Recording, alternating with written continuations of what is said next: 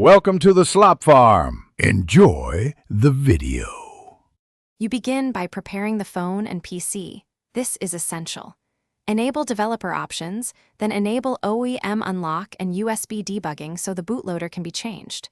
On your computer, install ADB and fastboot tools and confirm drivers install correctly, otherwise commands will fail.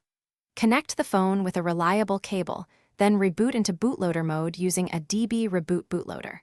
Once done, verify the bootloader state with fastboot OEM device info or fastboot flashing. Get VAR unlocked to confirm you're ready.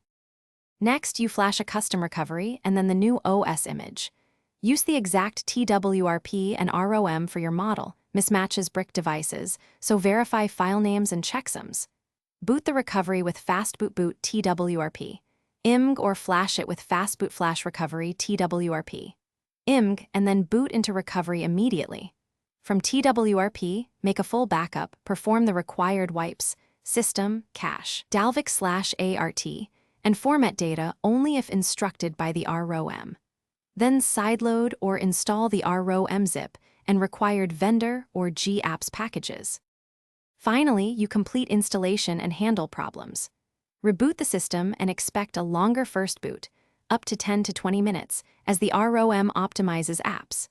If you hit a boot loop, go back into recovery, restore your Nandroid backup, or reflash the stock images to recover the phone. Make sure to check logs with a DB logcat or recovery logs to identify failing services.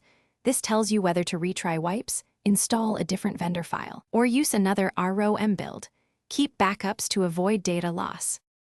Thanks for watching. Consider subscribing if we helped you today.